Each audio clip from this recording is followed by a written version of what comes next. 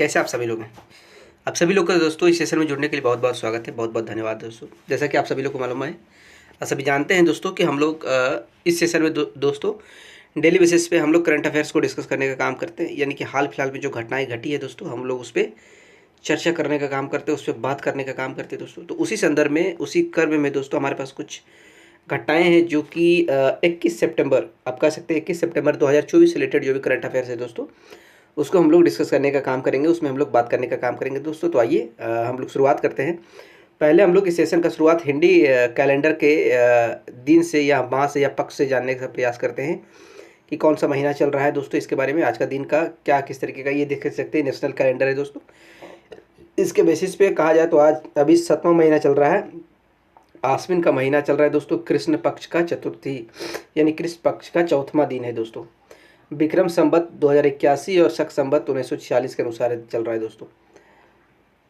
आइए आगे क्या कहा गया उस पर भी चर्चा करते हैं। जैसा कि आप लोग जानते हैं दोस्तों कि क्वेश्चन ऑफ द डे दोस्तों, यानी कि जो पिछले सेशन में हम लोग पढ़ाते हैं, पिछले सेशन में जो भी घटनाएं को हम लोग डिस्कस करते हैं उसमें से क्वेश्चन को सिलेक्ट करते हैं और उसे एक ऑडियंस के लिए यानी आप लोगों के लिए दोस्तों कमेंट करने के लिए बोला जाता है कि आप इसका उत्तर सही जवाब दें।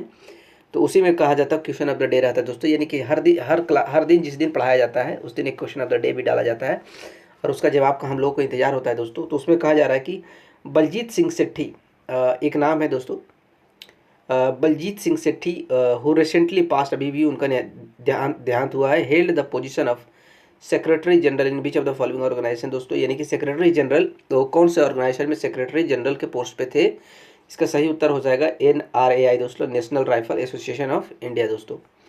आगे क्या कहा जा रहा है, कुछ कल का एक नज़र डालते हैं दोस्तों कि कल का जो इम्पोर्टेंट था, एक रिवीजन के तौर पे देख लेते हैं कि कल जो हमारे द्वारा क्या क्या चीज़ें बातें की गई थी, क्या क्या करंट अफेयर्स है दोस्तों। तो कल हमने देखा था कि 20 सितंबर को वर्ल्ड क्लीनअप डे के रूप में मनाया जाता है, जिसका थीम था Arctic sites and marine litre दोस्तों, उसका था। उसके बाद था वर्ल्ड फूड इंडिया 2024, जिसमें जापान पार्टनर था हमारे देश का दोस्तों। तीसरा जो करंट अफेयर्स था उसमें का बारे में बताया गया था कि जो 16 एडिशन है एक्सरसाइज ककाडो का 16 एडिशन है दोस्तों, वो ऑस्ट्रेलिया के डार्विन में हो रहा है और उसमें इंडिया का P8I एयरक्राफ्ट द्वारा पार्टिसिपेट किया गया है दोस्तों। चौथा था कि जो उड़ीसा का जो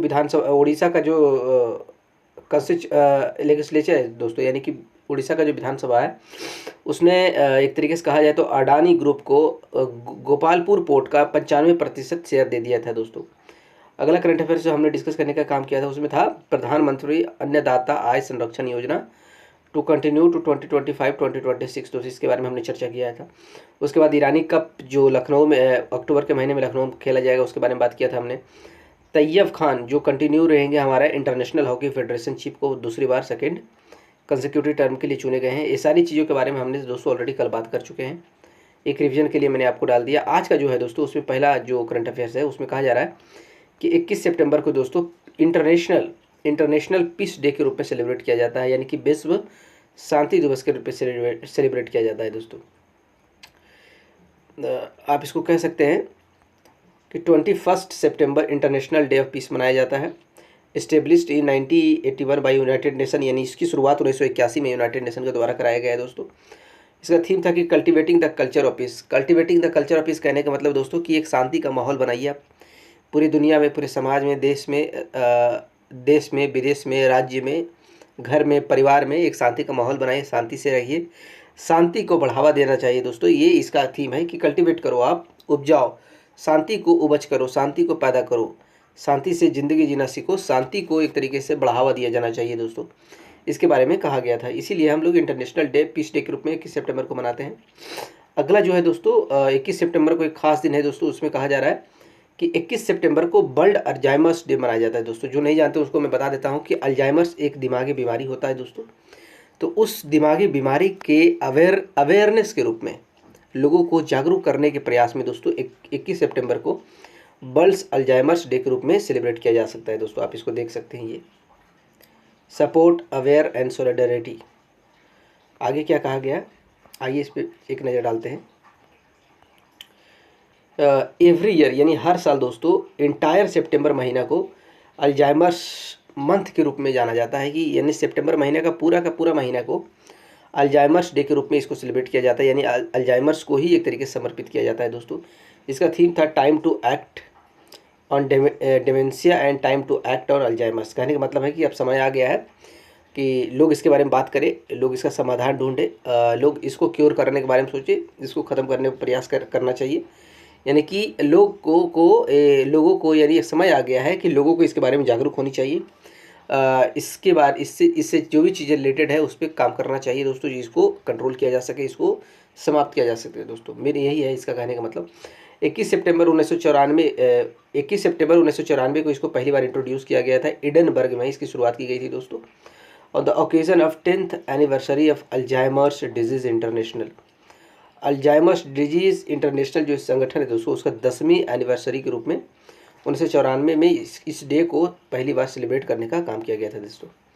आगे क्या है और इसके बारे में जान लेते हैं दोस्तों। इसमें आगे कहा जा रहा है कि जो अल्जाइमर जो बीमारी होती है दोस्तों, वो मेनली जो होता है एक ब्रेन कंडीशन से, यानी कि दिमागी बीमारी है, दिमाग से रिलेटेड बीमारी है दोस्तों, जिसके कारण क्या होता है कि जो प्रोग्रेसिव डिक्लाइन हो जाता है दोस्तों इन मेमोरी में। यानी कि अल्जाइमर्स एक ऐसा बीमारी है दोस्तों, अगर वो किसी इंसान को अगर हो जाता है तो उसके जो सोचने समझने की क्षमता है दोस्तों, वो दिन पर दिन कम होती जाती है, और उसके भूलने की एक बीमारी कह सकते हैं। अल्जाइमर्स एक भूलने की बीमारी है, जिसमें इंसान का जो मेमोरी होता है वो लॉस हो जाता है, थिंकिंग कैपेसिटी लॉस हो जाता है, लर्निंग कैपेसिटी लॉस हो जाता है, और ऑर्गेनाइजिंग जो स्किल है वो भी काम नहीं करता, धीरे धीरे डिक्लाइन हो जाता है दोस्तों। Most common types of dementia होता है, यानी एक तरीके से most common type of dementia है दोस्तों, accounting for 60 to 80% of all dementia cases में सबसे ज़्यादा अल्जाइमर को ही देखा जाता है दोस्तों। इसका ट्रीटमेंट क्या है? There's no cure for Alzheimer's. इसका मतलब कोई दवा नहीं है कि आपको ये किसी को अगर अल्जाइमर हो गया तो उसको दवा से सही किया जा सकता है, बट सर्टेन मेडिसिन, कुछ दवाएं ऐसी हैं और कुछ थेरेपीज़ हैं that can help manage the symptoms temporarily, यानी कि कुछ समय के लिए हो सकता है अल्जाइमर्स की जो प्रभाव होते हैं दोस्तों उसको कम किया जा सकता है, लेकिन इसको परमानेंट तरीके से ख़त्म नहीं किया जा सकता है। इसके बारे में बताया गया है। ये फोटो आप देख सकते हैं दोस्तों, ये फोटो आप पिक्चर पे देख रहे हैं, ये कोई और नहीं बल्कि एक रेड पांडा है दोस्तों। बहुत क्यूट सा जानवर है दोस्तों। उसको कहा जाता है इंटरनेशनल रेड, यानी कि 3 सितंबर आप कह सकते हैं, 3rd सैटरडे इन सितंबर, यानी सितंबर महीने में जो तीसरा शनिवार होता है वो इंटरनेशनल रेड पांडा के रूप में मनाया जाता है दोस्तों। तो इसी से रिलेटेड न्यूज़ है, आइए इसके बारे में जानते हैं। कहा जा रहा है दोस्तों कि 21 सितंबर जो कि 3rd सैटरडे पड़ता है, यानी कि 21 सितंबर डेट इंपॉर्टेंट नहीं है दोस्तों, यानी कि सितंबर में जो तीसरा जो शनिवार जिस दिन पड़ेगा दोस्तों, उस दिन इंटरनेशनल पांडा डे के रूप में उसे सेलिब्रेट किया जाएगा। इंटरनेशनल रेड पांडा दोस्तों, रेड पांडा ये इंपॉर्टेंट है। Launch by the red panda network, 2010 में इसे लॉन्च किया गया था दोस्तों। इसका एम है दोस्तों कि shed light on the critical conservation needs of red panda. कहा जाता है कि जो क्रिटिकल कंजर्वेशन नीड्स, यानी इसको संरक्षण करने की बहुत ज़रूरत है दोस्तों, यानी इसे इंडेंजर्ड कैटेगरी में रखा गया है दोस्तों। इसलिए कहा गया है इंडेंजर्ड का मतलब ये विलुप्त होने वाली प्राणी है दोस्तों, यानी कि इसकी जनसंख्या बहुत कम है, बहुत कम देखने को मिलता है दोस्तों। ये अगर इसको प्रोटेक्ट नहीं किया जाएगा, अगर इसको कंजर्व नहीं किया जाएगा तो आने वाले समय में ये पूरी तरीके से विलुप्त हो जाएगा दोस्तों, ऐसा बताया जा रहा है। इसका जो मेनली इसका अगर हम नेचर देखें दोस्तों, तो इसका नेचर कहा जाता है इस प्राइमरली एन हार्बीवोरस स्पीशीज, यानी कि एक शाकाहारी जानवर होता है जो घास फूस इसी चीज़ों को द्वारा घास फूस को खाने का काम करता है दोस्तों ये, यानी कि शाकाहारी जानवर हो सकता है। मेनली ये भूटान, चाइना, इंडिया, म्यांमार और नेपाल में पाया जाता है दोस्तों। ये almost 50% of their habitats in the eastern Himalayas, यानी ईस्टर्न हिमालय जो हिमालय का जो पूर्वी आप कह सकते हैं हिस्सा है, उसमें लगभग 50% रेड पांडा पाया जाता है। IUCN रेड लिस्ट में इंडेंजर कैटेगरी में है। साइट्स अपेंडिक्स 1 है। The wild life protection act 1972 schedule 1 है दोस्तों। इसका मतलब है कि आप इसका एक तरीके से व्यापार नहीं कर सकते, इसका खरीद बिक्री पे पूरी तरीके से रोक है दोस्तों, पूरी प्रतिबंधित है। आप इसका शिकार नहीं कर सकते, आप इसका ट्रेडिंग नहीं कर सकते, पोचिंग हंटिंग नहीं कर सकते दोस्तों, इसके बारे में कहा गया है। आगे देखते हैं क्या है अगला न्यूज़ है दोस्तों, जिसमें कहा जा रहा है कि पुंगानूर काउस दोस्तों। पुंगानूर काउस आप ये देख सकते हैं, ये पुंगानूर काउस है दोस्तों, एक गाय की प्रजाति है जो बहुत छोटी होती है। इसके बारे से लेकर न्यूज़ है। कहा जा रहा है न्यूज़ में इसलिए है क्योंकि PM मोदी ने अभी वेलकम्स किया है न्यू बॉर्न काफ दीप ज्योति दोस्तों। दीप ज्योति अभी हाल फिलहाल में दोस्तों जो हमारे प्राइम मिनिस्टर हैं श्री नरेंद्र मोदी जी हैं, उनके द्वारा जहां वो रहते हैं उस जगह पर एक काऊ का वेलकम किया गया, इस गाय का वेलकम किया गया है दोस्तों, जो कि एक तरीके से कहा जाता है कि वो पुंगानूर जो पुंगानूर एक जो ब्रीड है दोस्तों, पुंगानूर जो जाति का जो गाय है वही वही गाय है दोस्तों। इसी मतलब एक नस्ल का गाय है जिसको पीएम मोदी जी ने अपने आवास में उसको वेलकम करने का काम किया दोस्तों। उनका नाम रखा गया है दीप ज्योति दोस्तों। तो इन्हीं के लेकर न्यूज़ में है। ये मेनली कहा जाता है कि ये native of Punganur village in the Chittoor district of Andhra Pradesh, यानी कि मुख्यतः जो है ये जो पुंगानूर जो काऊ है दोस्तों आंध्र प्रदेश में पाया जाता है, यानी कि आंध्र प्रदेश की प्रजाति है। मुख्यतः वो भी कि आंध्र प्रदेश का चित्तूर डिस्ट्रिक्ट का पुंगानूर विलेज में ज़्यादातर ये पाया जाता है दोस्तों। अगर हम इसका फिजिकल फीचर की बात करें तो इसकी जो लंबाई है दोस्तों लगभग स्टैंडिंग है 70 से 90 सेंटीमीटर ये लंबा होता है और इसका वेट लगभग 200 केजी से भी कम होता है दोस्तों, जो कि बहुत आश्चर्य करने वाली बात है। ऐसे किसी जानवर को 200 किलो तो इंसानों का वजन होता है, इसलिए क्योंकि ये छोटा होता है दोस्तों, इसके बारे में कहा जाता है। तो वर्ल्ड्स मोस्ट ड्वार्फ आप कह सकते हैं कि दुनिया का सबसे बौना मवेशी के रूप में आप इसको जान सकते हैं दोस्तों, इसको आप याद कर सकते हैं। आगे देखिए इसके कुछ और फीचर्स के बारे में जान लेते हैं कि इनकी क्या क्वालिटी है दोस्तों। इसमें कहा जाता है कि हाई रेजिस्टेंस है, high resilience to the drought. कहने का मतलब है दोस्तों कि एक सुखाड़ जैसे इलाकों में भी ये रह सकता है, यानी कि इसको खाने के लिए ज़्यादा चीज़ों का ज़रूरत नहीं पड़ता है, मोटी मोटी चीज़ों की ज़रूरत नहीं पड़ता। आप इसको हल्का फुल्का भी खाना दे देंगे तो इसकी ज़िंदगी चल जाएगी, ये सर्वाइव कर जाते हैं दोस्तों। इसीलिए कहा गया पुंगानूर जो काव है गिव 1 से 3 लीटर हर दिन इसका दूध देने की कैपेसिटी है दोस्तों। जो कि इसका जो दूध होता है, इसका जो मिल्क होता है उसमें फैट का कंटेंट लगभग 8% होता है दोस्तों, as compare to 3 to 4% in other native breeds. यानी कि उसके अलावा अगर जैसे कोई और कोई गाय का अगर दूध आप लेंगे तो उसमें 3 से 4% ही फैट होता है, लेकिन इसमें 8% फैट होता है दोस्तों। मिल्क जो होता है दोस्तों इसमें बहुत सारे न्यूट्रिएंट्स होते हैं, सच जैसे ओमेगा फैटी होता है, एसिड होता है, ओमेगा फैटी एसिड्स होता है, कैल्शियम, पोटेशियम, मैग्नीशियम जैसे न्यूट्रिएंट्स इसमें पाए जाते हैं दोस्तों, इसलिए इनकी इतना कीमत है। अब अगला न्यूज़ है दोस्तों जिसमें कहा जा रहा है कि तिरुपति लड्डू एक अभी हाल फिलहाल में कंट्रोवर्सी हुआ है दोस्तों। तिरुपति मंदिर है आंध्र प्रदेश में, तिरुपति एक मंदिर है दोस्तों जिसमें वहाँ का एक खास प्रकार का लड्डू है दोस्तों। उसमें कहा जा रहा है कि वहाँ का जो लड्डू था दोस्तों, यानी कि उसमें जो इसके पहले की जो सरकार थी, अभी तो चंद्रबाबू नायडू की गवर्नमेंट है, पिछली जो सरकार थी जिसमें जगन मोहन रेड्डी जी थे वहाँ के सीएम थे, तो उसमें कहा जा रहा था दोस्तों कि उनके द्वारा क्या किया है कि यानी कि उनके द्वारा लगाया गया है। उसमें कहा जा रहा है कि दोस्तों कि उन्होंने जो लड्डू बनाने का इस्तेमाल किया है, यानी कि जो तिरुपति लड्डू बनाए जाते हैं दोस्तों, जो कि मंदिरों में चढ़ाए जाते हैं या फिर जो भक्तों को दिया जाता है, उस तिरुपति लड्डू बनाने के लिए जगन मोहन रेड्डी की जो सरकार थी उसमें कहा जा रहा है कि एनिमल की चर्बी, एनिमल फैट से जो बना ऑयल होता है या फिर फिश से जो बना ऑयल होता है, यानी वैसे तेल का इस्तेमाल किया गया जिसमें जानवरों का चर्बी होता है और तेल से मछली की जो तेल मछली से जो तेल बनते हैं वैसे तेल का इस्तेमाल किया गया है दोस्तों। इसमें ज़्यादातर जो होता है कि जो तिरुपति लड्डू होता है उसमें घी का इस्तेमाल किया जाता है, लेकिन इनके द्वारा एक तरीके से कहा जाता है कि तेल का इस्तेमाल किया गया, वो भी वैसे तेल का जिसमें जानवरों की चर्बी और मछली से बना होता है दोस्तों। तो इसी से लेकर ये कंट्रोवर्सी है, जिसमें कहा जा रहा है कि श्री वेंकटेश्वर स्वामी टेम्पल, इसमें ये तिरुपति लड्डू ये बनाए जाते हैं दोस्तों instead of ghee during the previous year, जिसके बारे में मैं आपको ऑलरेडी बता दिया हूँ। आगे क्या हुआ है इससे रिलेटेड कुछ ये इम्पोर्टेंट इसलिए है दोस्तों कि इसमें जो हमारे कह सकते हैं आप ये मामला इतना तूल पकड़ गया है दोस्तों कि इसमें जो हमारे यूनियन फूड मिनिस्टर जिनका नाम प्रहलाद जोशी है दोस्तों, उनके द्वारा एक बयान दिया गया है और उनके द्वारा कहा गया है कि अगर ये एलिगेशन सही है तो इसकी जांच की जानी चाहिए और इस पर कार्रवाई होनी चाहिए दोस्तों। अब जान लेते हैं आंध्र प्रदेश से रिलेटेड कुछ जीआई टैग के बारे में जान लेते हैं दोस्तों कि क्या खास चीज़ है जो आंध्र प्रदेश जैसे स्टेट्स में बनाए जाते हैं मतलब होते हैं दोस्तों। तो इसका जीआई टैग में पहले अगर हैंडीक्राफ्ट की बात करें तो श्री कालहस्ती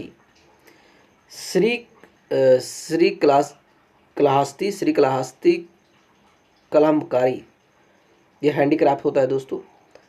कोंडापल्ली बोमालू बुद्धि तिबेल और ब्रास मेटल क्राफ्ट से बनाए हुए कुछ जीआई टैग्स होते हैं इसमें।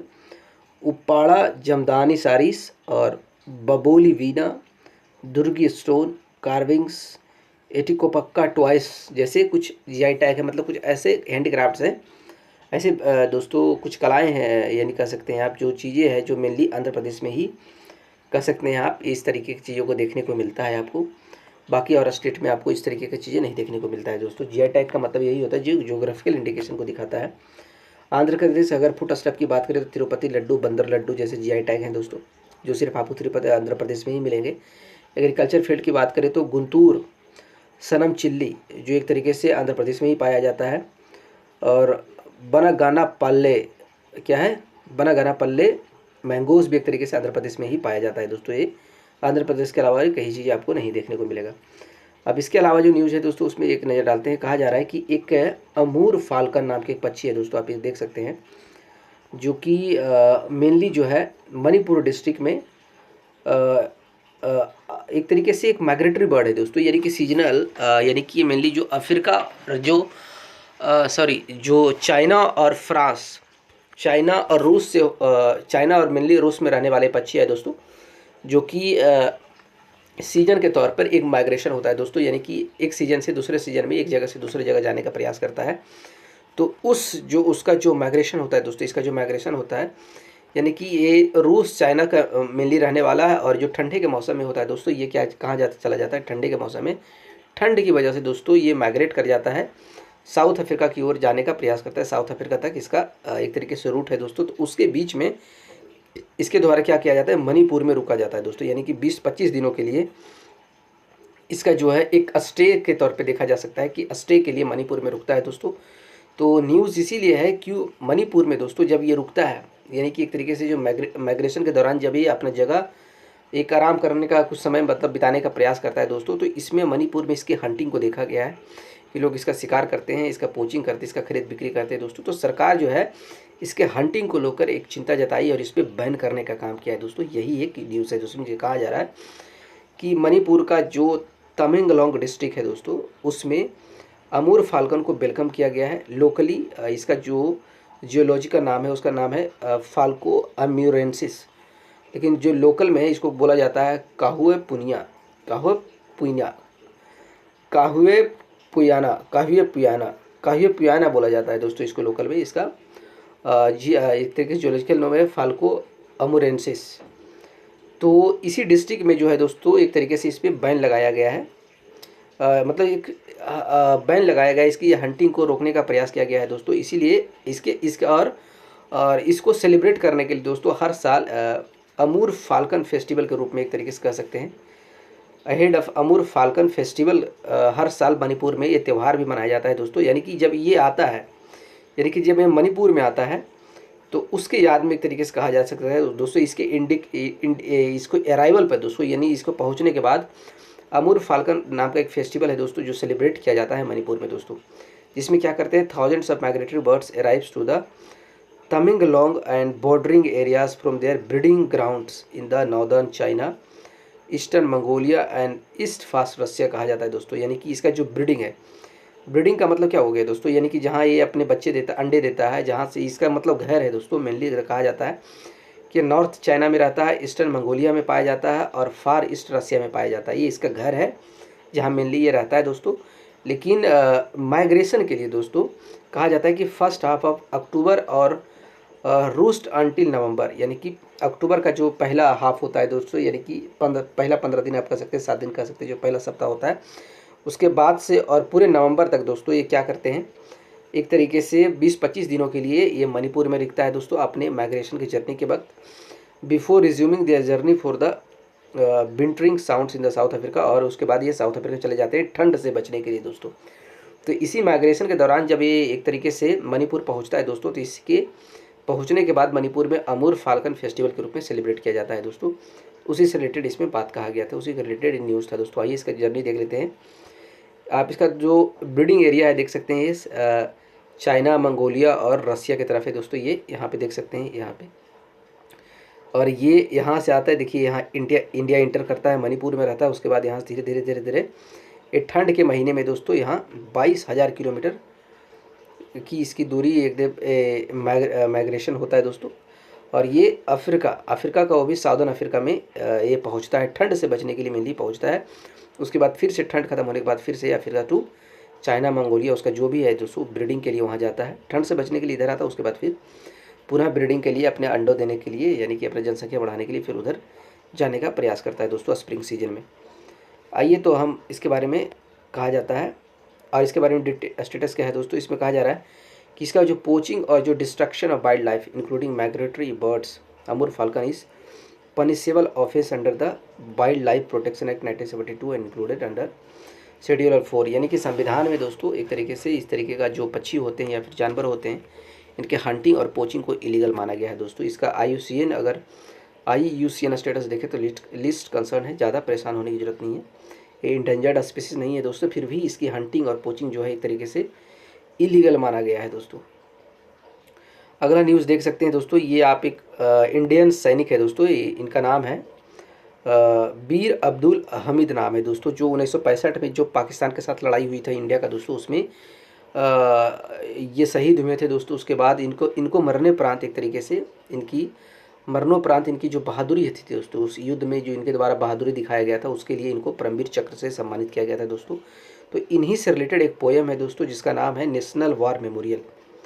नेशनल वार मेमोरियल के बेसिस पे इन्हीं के स्टोरी को लेकर एक कविता है दोस्तों, जिसको क्या किया गया, क्लास 6 का जो NCERT करिकुलम होता है दोस्तों, उसमें NCERT के सिलेबस में, क्लास 6 के NCERT सिलेबस में इनकी जर्नी को एक पोएम के रूप में दोस्तों ऐड करने का काम किया गया है दोस्तों। न्यूज़ यही है, कहा जा रहा है अब पोएम और नेशनल वार मेमोरियल याद करने के उपलक्ष्य में कह सकते हैं।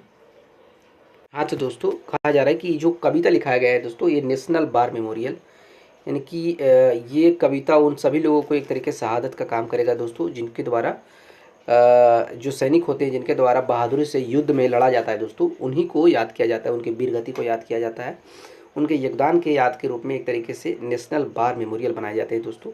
तो उसी पे बेस्ड ये पोएम है, जो कि बीर अब्दुल हमीद की जो जर्नी है, जो लाइफ है, जो उनका सेक्रीफाइस है, उनके बारे में बताने का काम करता है दोस्तों, जिसे कि क्लास 6 के करिकुलम में यानी सिलेबस में ऐड किया गया है दोस्तों। न्यूज़ यही है। इसका ऑब्जेक्टिव क्या है, इसका मेन ऑब्जेक्टिव है दोस्तों, इसका ऑब्जेक्टिव है कि initiative jointly undertaken by ministry of defence और मिनिस्ट्री ऑफ एजुकेशन द्वारा इसे जॉइंटली एक तरीके से इसकी पहल की शुरुआत की गई है, जिसमें मिनिस्ट्री ऑफ एजुकेशन और मिनिस्ट्री ऑफ डिफेंस दोनों ने काम किया है। चैप्टर का टाइटल है दोस्तों बीर अब्दुल हमीद, जो ऑनर करता है एक तरीके से ऑनर करने का काम करता है brave heart company quarter master havildar Abdul Hamid विदेशी परमवीर चक्र दोस्तों, who made supreme sacrifice fighting country during the India Pakistan war of 1965, जिसके बारे में आपको पहले बता चुका हूँ कि 1965 में इंडिया पाकिस्तान के साथ जो लड़ाई हुई, उनमें से इनका जो बहादुरी इनके द्वारा जो दिखाया गया था, उसमें उस युद्ध में जो इनका योगदान था दोस्तों, उसको देखते हुए इसे सेलिब्रेट करने का काम किया गया है दोस्तों। इनको मरणोपरांत इनको परमवीर चक्र से भी नवाजा गया था दोस्तों। इसी को लेकर न्यूज़ था। आगे क्या है दोस्तों, आगे उसमें भी देख लेते हैं। कहा जा रहा है दोस्तों कि बाकी अगले सेशन में रखते हैं दोस्तों। आज इतना ही रखते हैं। कितना मिनट का वीडियो हो गया, ऑलरेडी 23 मिनट का वीडियो हो गया, तो बाकी बातें हम अगले सेशन में करेंगे। इस सेशन में इतना ही रखते हैं। हमारे साथ जुड़ने के लिए दोस्तों बहुत बहुत